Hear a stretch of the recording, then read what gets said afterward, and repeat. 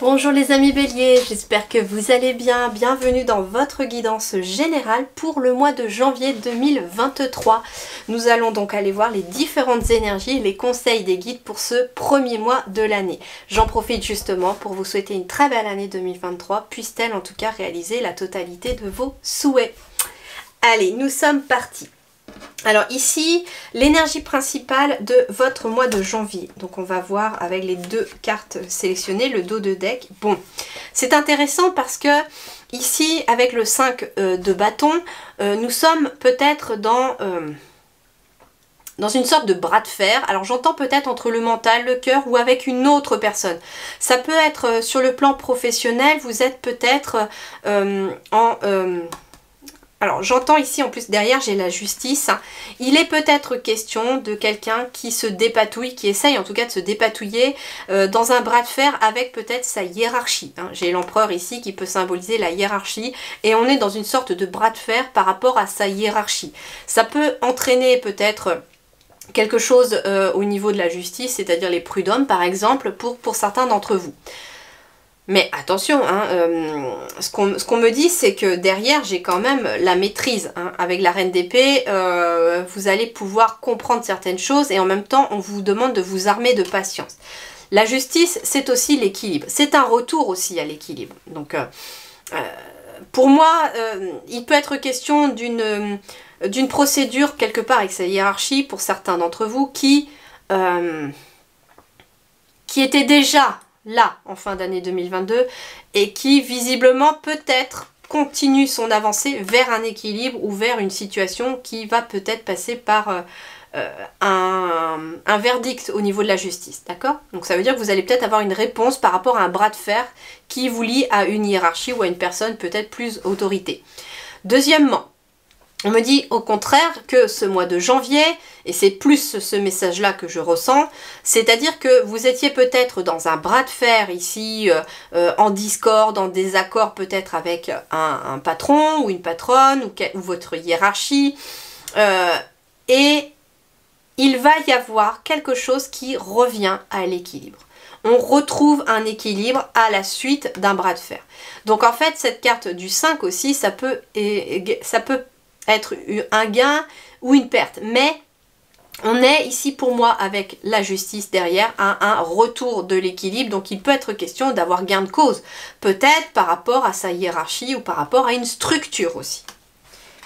L'empereur, c'est aussi quelqu'un de très posé, quelqu'un qui a les bases solides, donc ça peut être vous aussi qui finalement, après avoir bataillé peut-être contre quelqu'un ou contre vous-même aussi, contre votre mental, vous vous armez de patience et vous retrouvez un certain équilibre, ce qui vous permet aussi d'être un petit peu plus ancré dans vos énergies. D'accord? Donc je donne tout ce que je transmets comme message, tout ce que je reçois. Donc à vous de voir maintenant par rapport à quoi ça vous parle. Alors, avec le tarot des fées, nous avons quelle énergie pour vous? Nous avons le 2 du printemps. Un avenir brillant vient couronner vos efforts et votre créativité. Partenariat avec des personnes partageant vos rêves et de grands progrès. Donc c'est un mois de janvier extrêmement positif pour vous. Vous allez être stimulé dans votre créativité, vous avez un avenir qui s'ouvre devant vous de façon très positive. C'est ça finalement la carte de l'empereur. Pour moi, le dos de deck, c'est une énergie que vous quittez, d'accord ? Donc il n'y a pas lieu de s'inquiéter, vous quittez justement un bras de fer, vous quittez peut-être des conflits avec quelqu'un qui est peut-être passé par la justice pour retrouver une structure intérieure, un alignement intérieur aussi.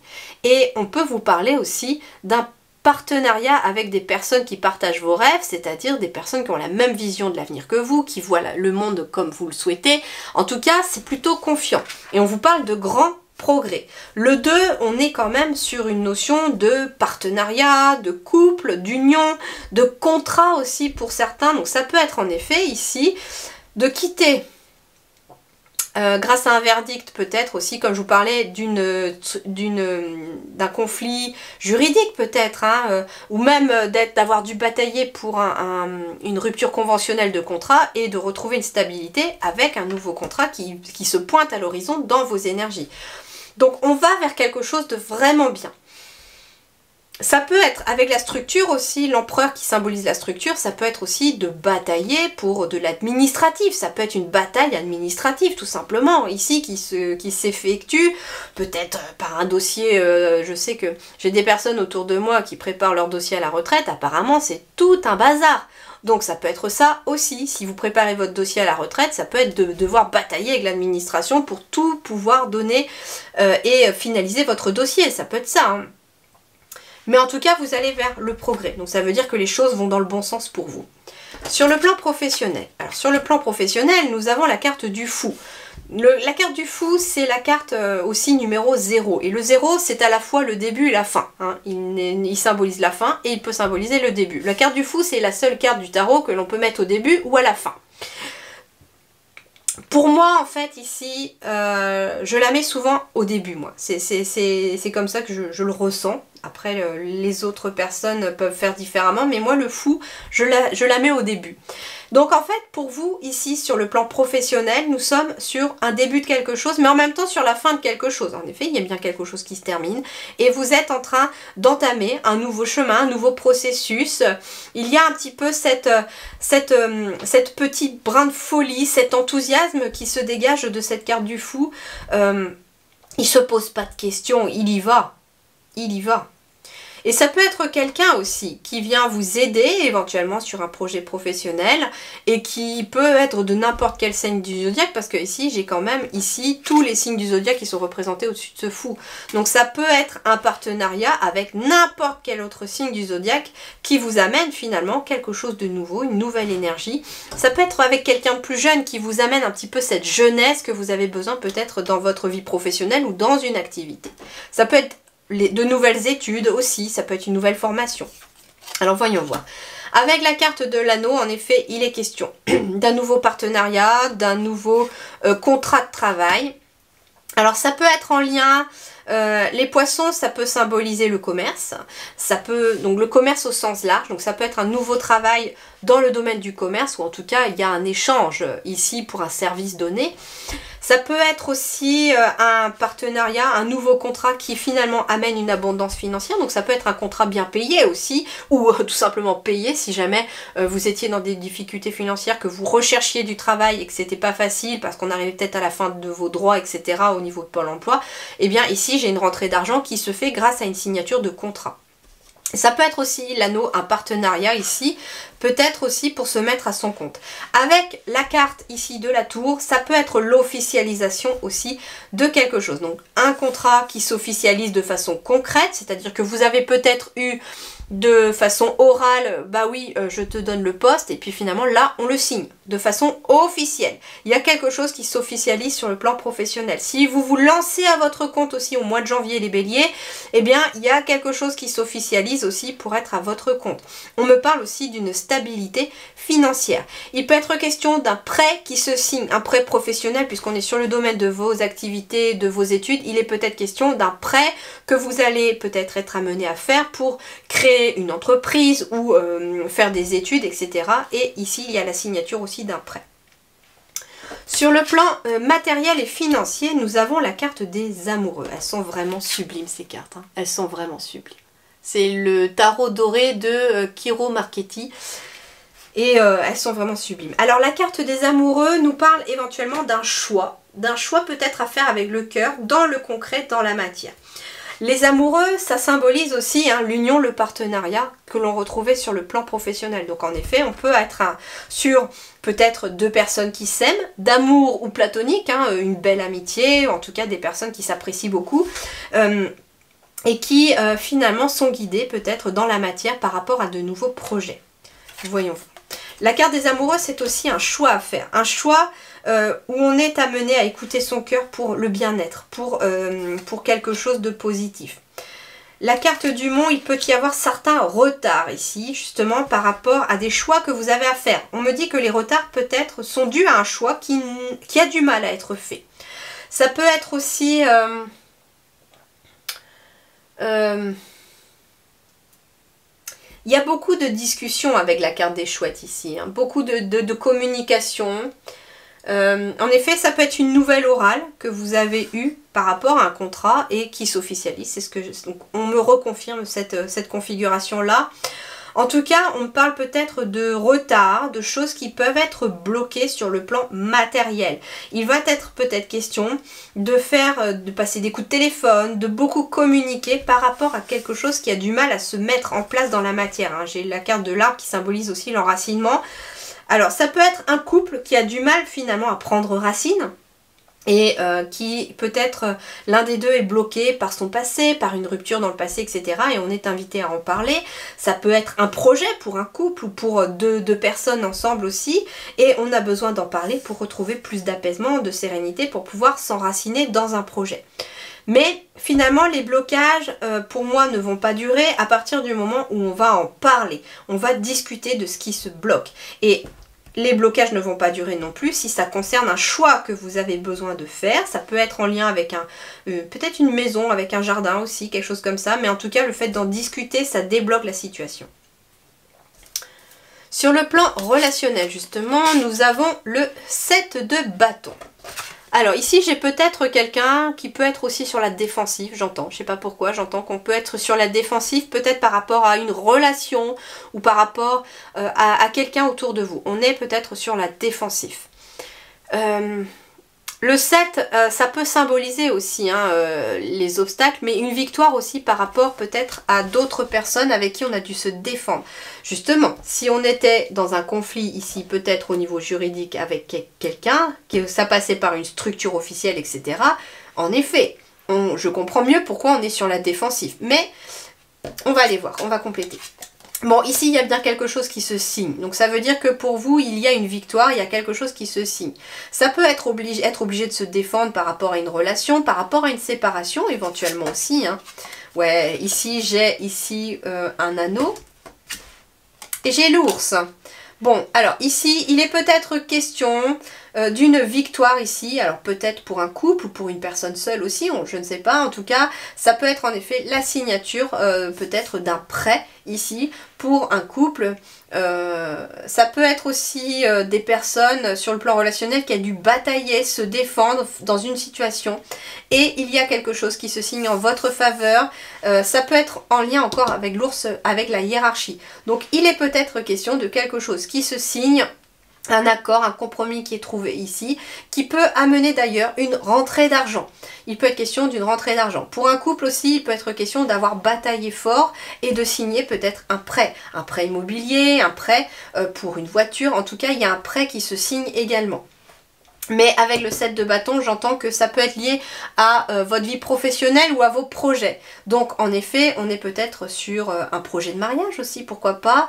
Ça peut être d'avoir cherché l'argent qu'il fallait, d'avoir travaillé dur pour trouver de l'argent pour pouvoir se marier aussi. Tout ça en tout cas est représenté dans cette carte-là. Pour moi, on a dû batailler, on a dû fournir beaucoup d'efforts, hein, ici avec ce 7 de bâton, et ça porte ses fruits, c'est ce qu'on vous dit, vous allez être récompensé sur le plan relationnel. Et ça peut concerner un projet que vous avez avec quelqu'un, ça peut être quelqu'un qui a envie aussi peut-être de se marier, ou de travailler avec quelqu'un d'autre aussi, de créer quelque chose avec quelqu'un d'autre, peut-être sur le plan professionnel aussi. Et on peut aussi avoir ce relationnel hiérarchique entre l'ours et le 7 de bâton. Ici, on peut être sur une relation de hiérarchie et il y a quelque chose qui se signe. Ça peut être aussi quelqu'un qui a bataillé longtemps, qui n'a jamais baissé les bras pour peut-être chercher du travail. Et là, il y a un contrat qui se signe avec un patron ou une patronne. Donc c'est plutôt positif. Alors, sur votre vie intérieure et spirituelle, nous avons la prêtresse. La prêtresse, elle a une grande connexion au divin, une grande connexion à son intuition. Elle est connectée et elle suit son intuition. C'est marrant parce que j'ai cru que c'était l'étoile au départ, mais en fait pas du tout. Ce qui est intéressant aussi ici, c'est que j'ai la lune qui apparaît dans cette prêtresse-là. Donc on me dit ensuite... On me dit aussi que pour vous les béliers, il y a peut-être une grande influence intérieure des énergies de la lune. N'hésitez pas, on me dit, à travailler avec les énergies de la lune par rapport à quelque chose. Justement, si vous avez envie de réaliser des souhaits, peut-être qu'il serait intéressant d'utiliser la nouvelle lune, l'énergie de la nouvelle lune, pour matérialiser quelque chose que vous souhaitez. Alors, la nouvelle lune, que je dise pas de bêtises, la prochaine nouvelle lune... Alors, elle est le 23-12, donc peut-être que vous verrez cette vidéo avant le 23-12, parce que je les mets en ligne à partir du mois de décembre. Peut-être que vous les verrez, mais il y a aussi une autre pleine lune et une autre nouvelle lune au mois de janvier. Donc, ça peut être intéressant de travailler avec cela. Alors, justement, voyons voir ici. L'enfermement, l'impermanence et le lien. Alors, ici, il peut être question, justement... de personnes qui se sentent enfermées mais à l'intérieur d'elles-mêmes, j'entends. Et on vous dit que ça peut être en lien avec un lien justement que vous avez coupé ou que vous avez besoin de couper. On vous parle de l'impermanence de certains liens. C'est-à-dire qu'il y a des personnes dans nos vies qui traversent notre vie, notre chemin de vie pour nous apprendre une leçon, pour nous apprendre quelque chose. Et si nous restons focalisés sur ces liens qui se défont, au fur et à mesure, eh bien, en effet, nous avons cette notion d'être enfermés en nous et de ne pas être reconnectés finalement à notre intuition ou à notre vie intérieure. Et en fait, ce qu'on vous invite à faire, c'est finalement à prendre conscience qu'il y a certaines relations peut-être autour de vous qui vous bloquent, qui vous enferment, qui vous empêchent d'être vous-même, qui vous empêchent peut-être d'être vraiment... à l'écoute de votre intuition, qui vous empêche d'être qui vous êtes réellement. Et on vous invite finalement à vous dire que ces liens ne sont pas forcément permanents et qu'il est peut-être question de couper certains liens toxiques autour de vous qui vous mettent peut-être dans cet état d'enfermement.